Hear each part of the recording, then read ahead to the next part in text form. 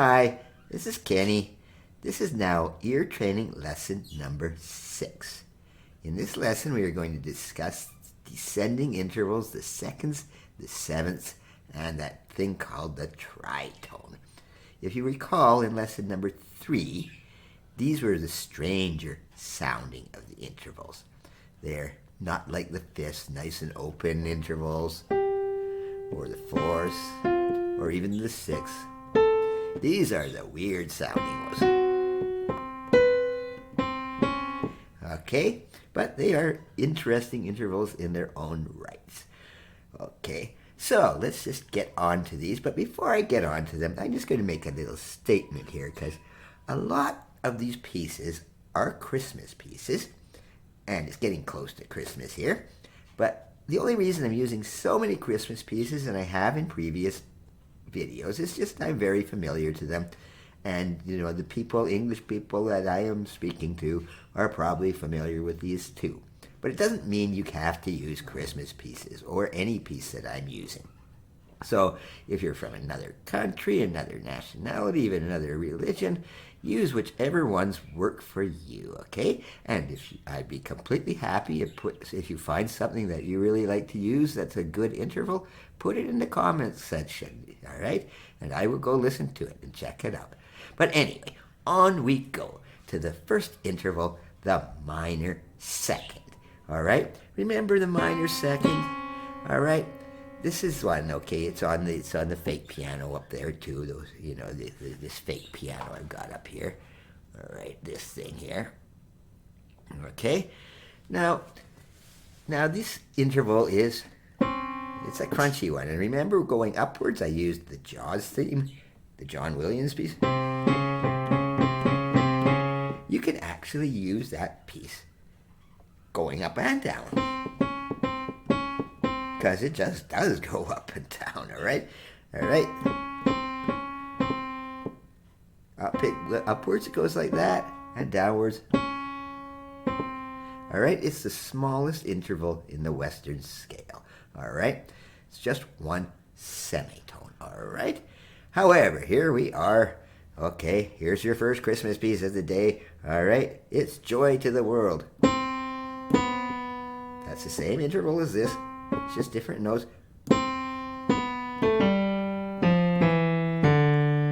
It just starts with a minor second going down.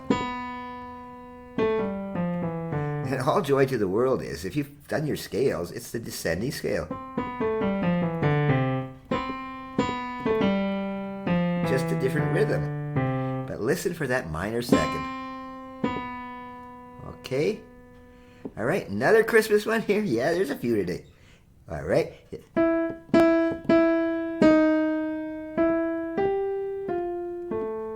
Oh, little town of Bethlehem. And it starts with this minor second there. All right. It's not the same notes. I'm not using the same notes in all of these anymore, because I want you to know that a lot of these intervals can be played anywhere. This is a minor second up here or here. All right. But here we have Oh Little Town of Bethlehem. All right. And one that's not Christmas. And I will be teaching a whole series of lessons on this. It's a Beethoven piece. Very, very common one. Everyone likes to play this at first. All right. It's called Für Elise. And it starts like this. But it just starts with a bunch of minor seconds.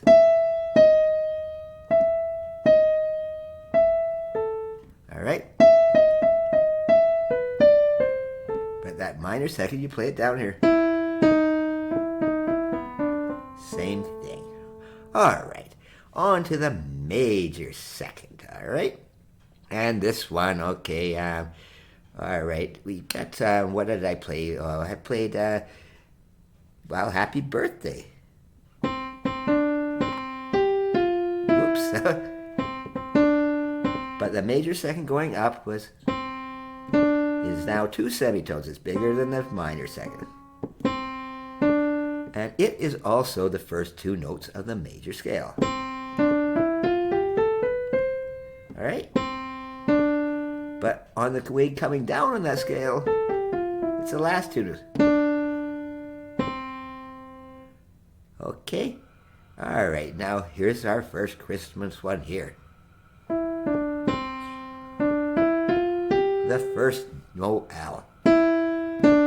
It's that major second there.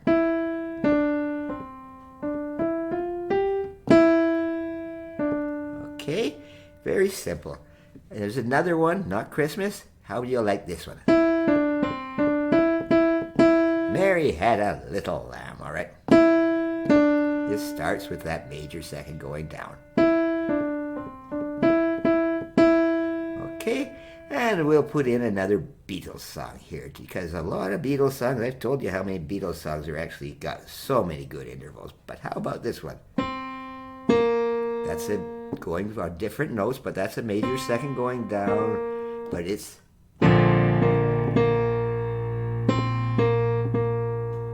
the start of Yesterday. All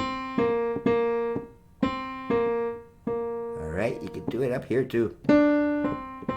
But Paul McCartney wrote this in B flat, so why not? It is that major second going down. Okay, now a lot of these next ones, there's a lot of, these are getting to get hard to find pieces, some of these. The composers just don't use these weird intervals all that much. The minor seventh, remember, it's a lot bigger. Okay, sounds kind of really strange, but on the way up, the upward interval, I used Star Trek. Coming down, sounds really weird. Let's change the key slightly to start on C. And it's a weird thing. And there's not too many there, but there's a nice piece by George Gershwin, great composer. And this is called An American in Paris. And it just is a minor seventh going down.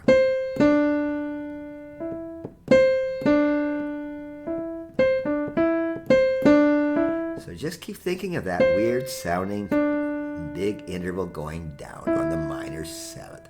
All right, that's about the only piece I can find. Please let me know if you find something better than that one, but it's a good one.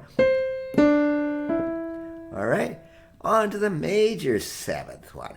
All right, now this one I had problems even finding a major one going. Okay, if you took that lesson, I used an Over the Rainbow. It was kind of cheating. It was actually the third note, so. All right, that's kind of cheating. All right, for the descending version, there's a beautiful piece. Not too many of these things. This is written by Mr. Cole Porter, who wrote so many good pieces, and it's called I Love You. All right, and it starts with, oh, that is a harsh interval. It sounds really weird. All right, and it's a hard thing to sing too. Okay, singers don't like singing this kind of song because it's hard enough to sing in an octave going down, but to pitch out that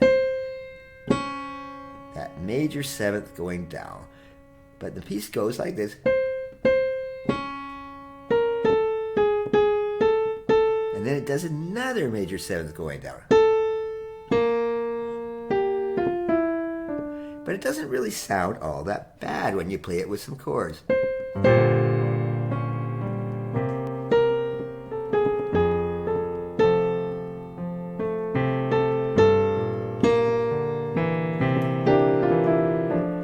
It doesn't sound nearly as harsh as when you just hear that pure interval.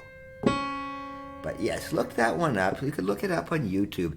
There's a very difficult thing to sing, so there's not too many people sing it on there, but you'll find some, and it's a lovely piece. It's an old one, but it's by Mr. Cole Porter. Okay, onwards.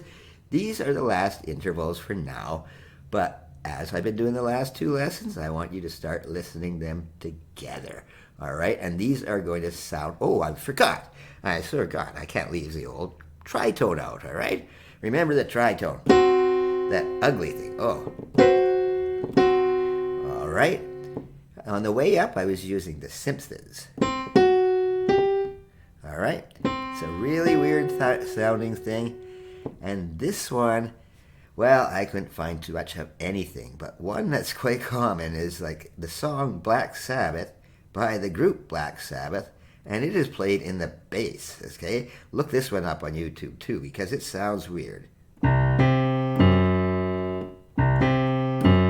right, and it just continues like that. It's a really strange sounding. But listen to that seventh going down. And it is played in the bass, way down low. It's a strange piece. I like it, but it's made more for guitar and stuff, not piano, but it's got that strange sound to it. That's the descending tritone, the descending augmented fourth, or the descending diminished fifth, whatever you want to call it. I call it the tritone. Okay, onwards now. Now, you just want to listen to some of these together, like played like that, and they do sound bloody well weird when you play them together. Right? This is minor second. It's just a big crunchy sound, all right? But try to hear those two notes, all right, sitting there together, all right? Or these two, joy to the world. Try to hear those together.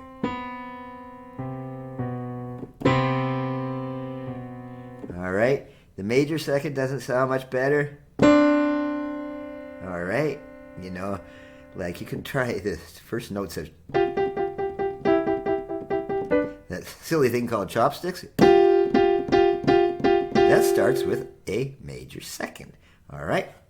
And it's those first two notes, but try to listen to hear those two notes separately. That's the major second. All right? The minor seventh, it's not as hard to listen to this one.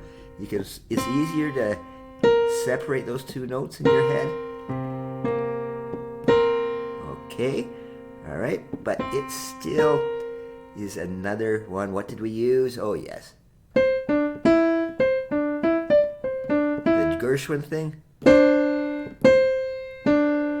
That's the minor seventh going down. But you don't have to use the downwards, as I always said. You can use the, because they're played together, whatever piece you used upwards, you can use too. Like, if you hear it better with any piece that you choose, just stick to it. And just keep plugging away. Especially if you're on a piano. Just play them and just get used to the sound. The major seventh, that one is a rough one, okay? It really sounds really harsh, that major seventh. It really wants to go to the octave. It really wants to just move to that octave. All right? And as we learned in this one,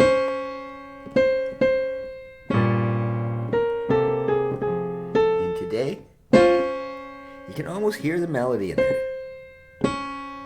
Just keep playing together, and eventually you'll get it into your head. All right, and the last one, the tritone. That one's harsh too. Whether you want the Simpsons that we did going up,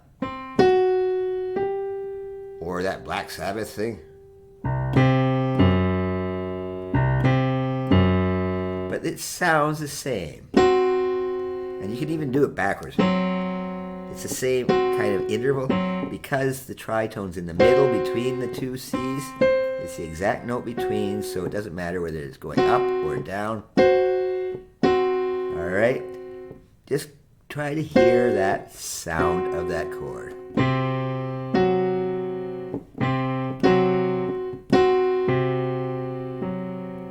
Okay, that's almost all for today. Now I've covered all the major intervals, and not the major, the minors, and whatnot. Now there's bigger ones I'm not going to get into because they're just extending things, all right? You can have this. It's called a major 10th, all right? I'm not going to get too much into that because all that is a major third put up an octave. So if you hear that, okay, it just takes a little longer to hear it, all right? But that's a 10th. It's a third, just an up an octave. All right. In the next lessons, we're going to get into a little more complicated again. We're going to start listening to chords. Hearing how chords sound. That's a major, minor, and even a diminished. They all sound different too, but that will be in for another lesson. Until now, thank you, and I will talk to you later.